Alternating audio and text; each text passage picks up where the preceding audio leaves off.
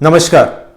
जो अपना घर गिरवी रखकर 1952 में हेलसिंकी गए तथा पहला ओलंपिक पदक जीतकर जिन्होंने देश को गौरवान्वित किया, उन्हें 49 वर्ष बाद 2001 में अर्जुन अवार्ड से तब सम्मानित किया गया था जब उनकी मृत्यु हुए 17 वर्ष बीत चुके थे। ध्यान रहे कि खिलाड़ियों को अर्जुन अवार्ड से सम्मानित करने की शुरुआत 1961 में ही हो चुकी थी।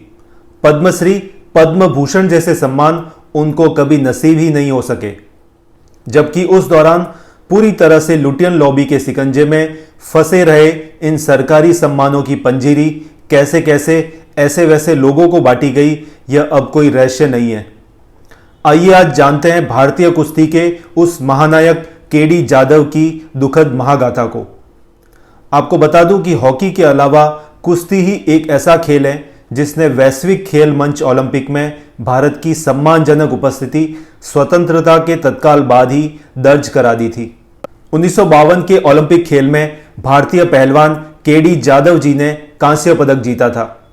पहलवान केडी जाधव की प्रतिभा क्षमता का अनुमान आप इससे लगा लीजिए कि 1948 के लंदन ओलंपिक में ऑस्ट्रेलिया और अमेरिका के नामी पहलवानों को हराकर वो छठे स्थान पर रहे थे।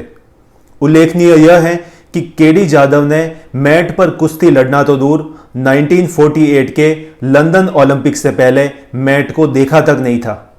उनके ओलंपिक जाने का खर्च भी कोल्हापुर के महाराज ने वहन किया था।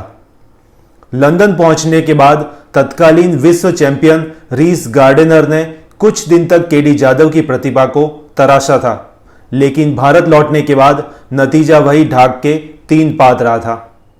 1948 के ओलंपिक से लौटने के 4 साल बाद केडी जाधव को आधुनिक कुश्ती मैट के दर्शन दोबारा 1952 के ओलंपिक खेलों में ही हुए थे।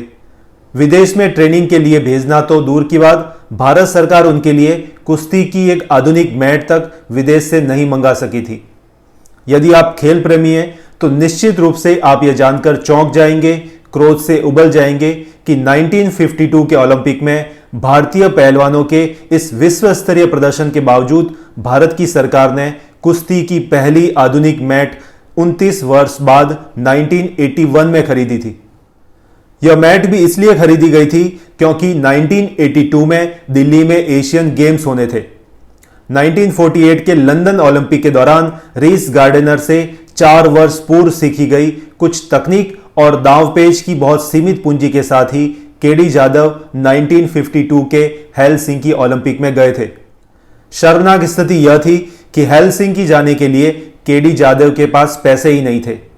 जाधव तब बॉम्बे स्टेट के तत्कालीन मुख्यमंत्री मोरारजी देसाई से मिले तो उन्होंने ओलंपिक खेलकर लौटने के बाद मिलने को कहा। वहां से बुरी तरह से निराश होकर वापस लौटे थे केडी जाधव। इस कठिन समय में राजाराम कॉलेज में उनके प्रिंसिपल रहे खरीडकर ने अपना घर गिरवी रखकर उन्हें 7,000 रुपए दिए थे। अखबारों में हुई थू-थू के बाद राज्य सरकार ने उन्हें 4,000 रुपए दिए थे। तब भी कम पड़ रहे पैसों की पूर्ति के लिए केडी जाधव अपना भी घर गिरवी रखकर और अपने कुछ मित्रों से उधार लेकर हेलसिंकी पहुंचे थे। ऐसी मनस्थिति के बावजूद हेलसिंकी ओलंपिक में केडी जाधव ने अपने पहले 5 मुकाबले एक तरफा तरीके से जीत लिए थे और सेमीफाइनल में पहुंचकर पूरी दुनिया को चौंका दिया था। ओलंपिक या किसी भी अंतर्राष्ट्रीय कुश्ती स्पर्धा के नियमों के अनुसार एक पहलवान की 2 कुश्तियों के मध्य न्यूनतम 30 मिनट का समय होना चाहिए, लेकिन 1952 के हेलसिंकी ओलंपिक में क्वार्टर फाइनल जीतने के तत्काल बाद ही केडी जाधव को रूस के पहलवान से सेमीफाइनल लड़ने के लिए कह दिया गया था।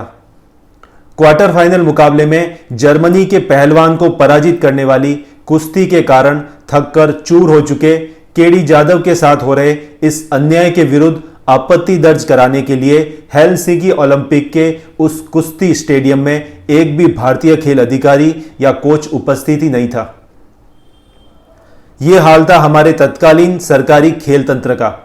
अकेले असहाय थककर चूर हो चुके केडी जाधव अंग्रेजी का ज्ञान नहीं होने के कारण अपनी आपत्ति, अपना विरोध ठीक से दर्ज नहीं करा पाए थे, अतः उनकी आपत्ति को अनसुना कर दिया गया था।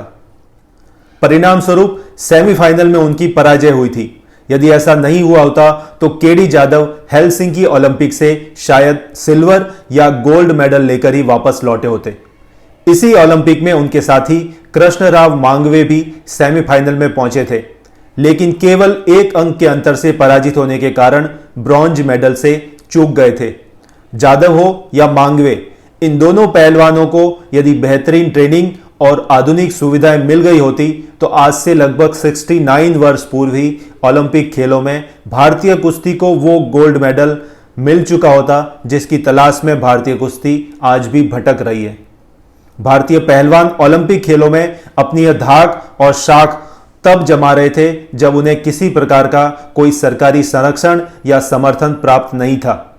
अनुमान आप इससे लगा लीजिए कि हेलसिंकी ओलंपिक से कांस्य पदक जीतकर लौटे केडी जाधव को पुरस्कार के रूप में महाराष्ट्र पुलिस में सब इंस्पेक्टर की नौकरी दे दी गई थी।